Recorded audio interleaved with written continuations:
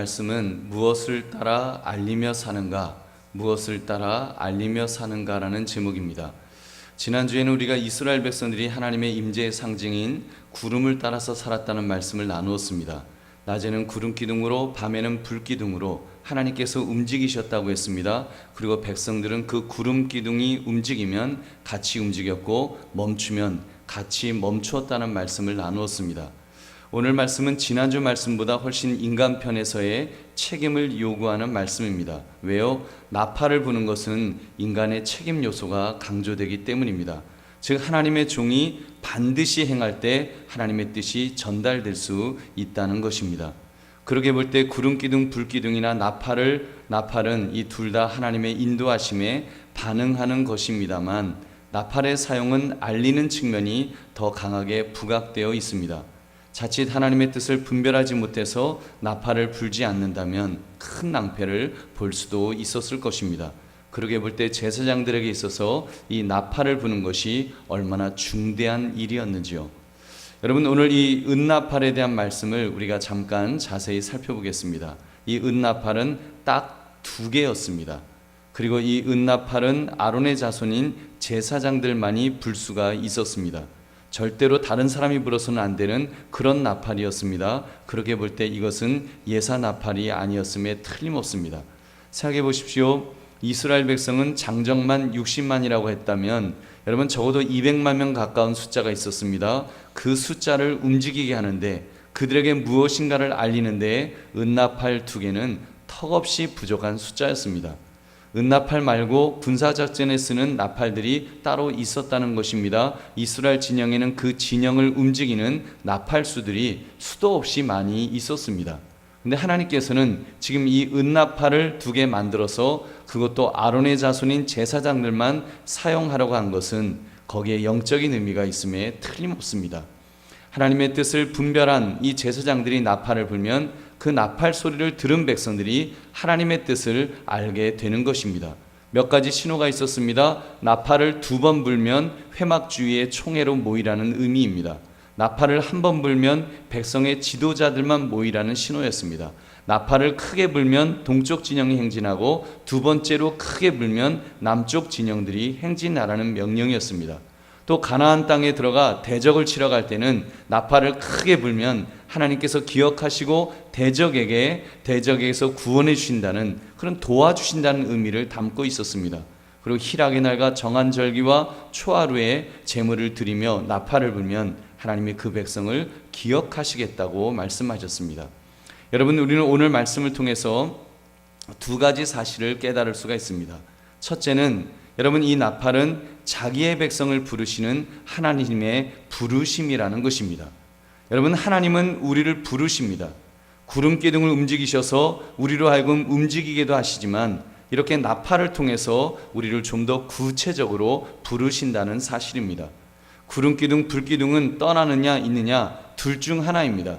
굉장히 간단합니다. 그리고 그에 비하면 이 명령은 비교적 복잡합니다. 정말 하나님이 부르신 것이 맞는가? 의심할 수도 있을 것입니다. 이거 다 모이라는 것이 맞는 거야? 이거 지도자들만 모이라는 것은 아니었을까? 인간적인 판단이 드는 순간도 분명히 생길 것입니다. 또 들었어도 잠깐 못 들은 척 해야지 하고 못 들은 척 해도 되는 그런 유혹도 있을 것입니다. 그러다 보면 저 나팔 소리에 내가 꼭 순종해야 되는가? 제사장이 잘못 분 것은 아닐까? 제사장이 잘못한 것은 아닐까? 별별 인간적인 생각이 다 들 것입니다. 나의 판단이 개입하게 되고 내가 알고 싶은 것, 듣고 싶은 것만 들으려 할 수도 있다는 것입니다. 여러분, 오늘날 나팔 소리는 아니지만 그리고 제사장이 부는 것은 아니지만 교회에서도 나팔 소리 같은 것이 선포됩니다. 하나님의 말씀, 설교 말씀 말입니다. 나팔 소리에 비하면 비교적 사람의 소리도 더 많이 섞여 있는 것 같고 여러 가지로 더 복잡합니다. 그러다 보니까 나팔 소리를 듣는 것보다 더 복잡할 것입니다. 우리가 말씀을 들으면서 얼마나 생각이 복잡해지는지요. 그러나 여러분, 선포되는 하나님의 말씀 중 가장 중요한 것이 있습니다. 그것은 딱 한 가지입니다. 순종하는 것입니다.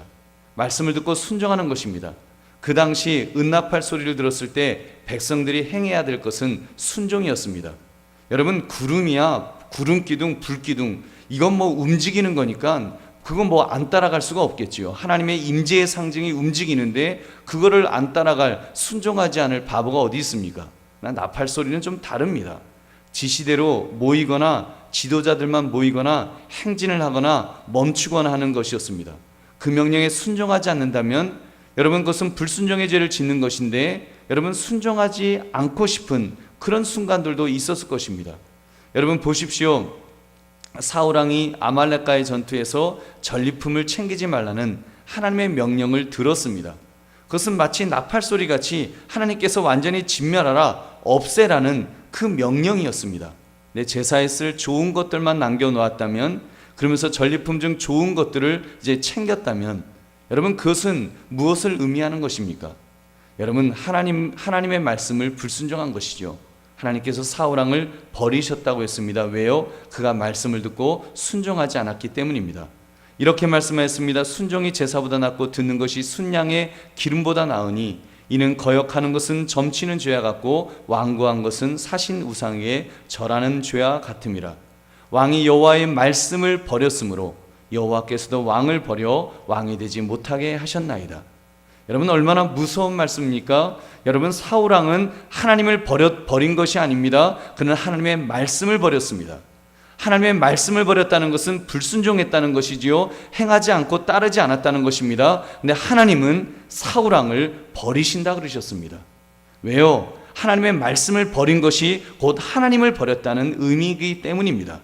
여러분 하나님의 말씀에 순종하지 않는 것은 곧 하나님을 버린 죄와 같은 것입니다. 얼마나 가슴 섬뜩한 그런 말씀이죠. 예수님도 말씀하셨습니다. 말씀을 듣고 행하는 자와 말씀을 듣고 행하지 않는 자를 분명하게 구별하셨습니다. 마태복음 7장 24절 25절 그러므로 누구든지 나의 이 말을 듣고 행하는 자는 그 집을 반석 위에 지은 지혜로운 사람 같으리니 비가 내리고 창수가 나고 바람이 불어 그 집에 부딪히되 무너지지 아니하나니 이는 주초를 반석에 놓은 까닭이요. 말씀을 듣고 행하는 자는 주초를 그 집을 그 반석 위에 놓은 까닭이라고 말씀했습니다. 그러나 행하지 않는 자는 어떻게 된다고 했습니까? 여러분 행하지 않는 자는 비가 내리고 창수가 나고 바람이 불어 그 집에 부딪힘에 무너져 그 무너짐이 심하니라. 왜요? 모래 위에 지었기 때문입니다. 여러분 그러므로 우리는 이 하나님의 부르심 말씀을 들을 때 여러분 무조건 순종할 수 있는 저와 여러분 되시기를 주님의 이름으로 축원합니다. 두 번째, 우리가 하나님의 말씀을 전하는 나팔수의 책임을 수행해야 된다는 사실입니다. 나팔들의 중요한 메시지는 하나님의 인도 그 자체에도 있지만 그 인도 아래 있는 책임감 있는 지도자의 신실성에 있었습니다. 구름이 이동할 때 모든 사람이 그것을 보고 하나님의 뜻을 알았습니다. 제사장들이 나팔을 불지 않아도 모든 사람이 그것을 보고 알 수 있었다는 것입니다. 아, 구름이 움직이니까 우리도 움직여야 되겠다. 그냥 순종했습니다. 나팔을 불어야 될 때는 어떻습니까? 제사장이 나팔을 불지 않으면 하나님의 뜻을 백성들은 알 길이 없었습니다. 다소 복잡한 메시지였기 때문입니다. 반드시 알려야 할 내용이었습니다. 그만큼 제사장들의 임무가 막중했다는 것입니다. 여러분 사실 단순한 인도하심은 구름으로 충분했을 것입니다. 그러나 그 이상의 복잡한 하나님의 뜻은 제사장이 나팔을 불도록 함으로 전달하셨다는 사실입니다. 그렇다면 제사장들은 그 사명을 잘 감당해야만 했습니다. 근데 여러분 만약 그들이 불성실해서 그 사명을 제대로 감당하지 않았다면, 나팔을 불지 않는다면 어떻게 되겠습니까? 여러분 전쟁에서도 그렇지요. 장군이 돌격 앞으로 하면서 소리를 치면 나팔수들이 빰빰빰빰 하면서 나팔을 붑니다. 그때 그 군대가 같이 한 몸이 되어서 움직이는 것입니다. 근데 나팔수가 나팔을 불지 않는다면 여러분 어떻게 되겠습니까? 그 군대는 그냥 와야 될 것입니다. 여러분 저는 이 모습을 좀 더 리얼하게 표현하면 짖지 못하는 개에 한번 비유를 해보았습니다. 집안에 도둑이 들었어요. 그러면 그 개의 역할은 뭡니까? 왈왈왈왈 하고 짖어야 됩니다. 아무리 조그만 강아지라도 목청껏 소리를 쳐서 짖어야 되는 것입니다. 여러분 짖어야 주인이 도둑을 막을 수가 있습니다. 근데 도둑이 뻔히 들어오는 것을 보면서도 만약에 그게 멀뚱멀뚱 침묵한다면 여러분 어떻게 되겠습니까? 도둑이 그 집을 깡그리 쓸어갈 것입니다. 주인은 개가 짖지 않으니까 도둑이 든 것을 까맣게 모를 것입니다. 여러분, 그것은 직무유기입니다. 존재하지 않는 것만 못한 것입니다. 여러분, 오늘날 우리는 이 직무유기를 어떤 면에서는 아무 생각 없이 우리가 저지르고 있지는 않는지요. 먼저는 목사인 제게 이 책임이 큽니다. 제가 짖을 줄 아는 개처럼 복음을 증거해야 합니다. 복음을 전해야 될 때 복음을 전하지 못한다면 그것은 큰 죄를 짓는 것입니다. 하나님의 말씀을 전해야 될 때 전하지 않는다면, 불성실하게 전한다면 큰 죄를 짓는 것입니다. 여러분, 그러게 볼 때 하루하루 말씀을 전한다는 것이 얼마나 두렵고 떨리는 일인지요. 그러므로 여러분, 기도해 주시기를 부탁드립니다. 제가 나팔수의 역할을 제대로 감당할 수 있도록 여러분 기도해 주십시오. 우리 교육자들이 그 나팔수의 역할을 제대로 감당할 수 있도록, 하나님의 뜻을 빠빠빠빠 하면서 제대로 전할 수 있도록 여러분 기도해 주시기를 다시 한번 부탁드립니다. 그리고 나아가서는 우리가 나팔은 아니지만 나팔과 비슷한 역할을 해야 한다는 것을 기억해야 합니다. 그것은 바로 알리는 역할입니다. 세상에 알려야 됩니다. 그리스도를, 하나님을 알려야 합니다. 어떻게 해요? 빛으로 알려야 하는 것입니다. 예수님께서 말씀하셨습니다. 마태복음 5장 14절부터 16절, 너희는 세상의 빛이라. 산에 있는 동네가 숨겨지지 못할 것이요 사람이 등불을 켜서 말 아래에 두지 아니하고 등경 위에 두나니 이러므로 집안 모든 사람에게 비치느니라. 이같이 너희 빛이 사람 앞에 비치게 하여 그들로 너희 착한 행실을 보고 하늘에 계신 너희 아버지께 영광을 돌리게 하라. 아멘. 여러분, 나팔이 세상을 향해 하나님의 뜻을 전하듯이 우리는 빛으로서 어두운 세상을 비춰야 됩니다. 하나님의 말씀을 순종함으로 비춰야 되는 것입니다. 여러분, 그렇습니다. 우리는 빛입니다. 빛은 빛을 비추어야 됩니다. 어떻게 해요? 착한 행실을 통해서, 하나님의 말씀을 순종함을 통해서 비춰야 되는 것입니다. 그래야 세상이 하나님을 알게 될 것입니다. 그래야 세상이 예수 그리스도의 사랑을 깨닫게 될 것입니다. 여러분, 그 사명이 저와 여러분에게 있다는 것 여러분 잊지 마시기 바랍니다. 여러분, 우리는 그 일을 감당해야 됩니다. 내가 정말 그런 나팔수의 역할을 과연 내 삶을 통해서, 또 나의 어떤 모습을 통해서, 나의 가정을 통해서, 나의 직장 생활을 통해서 나는 지금 나팔수의 역할을 하는가? 정말 하나님의 뜻을 전달하고 있는가? 나는 빛의 역할을 감당하고 있는가? 선한 행실을 통해서 그런 역할을 감당하고 있는지 여러분 내 자신을 돌아봐야 될 줄로 믿습니다. 여러분, 이 시대에 우리 보십시오. 우리 청문회를 하면서 그 서로가 서로를 청문회 이렇게 장관이라든지 그런 사람 뽑을 때마다 얼마나 그 청문회에서 그 신랄한 지적들이 있습니까? 당신 무슨 죄도 지었다, 뭐도 잘못했다, 얼마나 그렇게 신랄하게 지적을 합니까?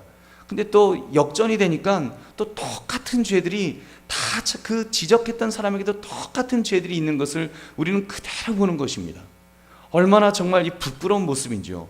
여러분, 지적하고 지적받는 그 사람들 중에 아마 많은 사람들이, 많은 퍼센테이지가 분명히 기독교인일 것입니다. 여러분, 그런데 정말 삶을 통해서 제대로 보이지 못하는 그런 모습이 우리에게 얼마나 많은지요. 여러분, 정말 우리의 부끄러운 모습이 너무나 많습니다. 우리 과거는 묻지 맙시다.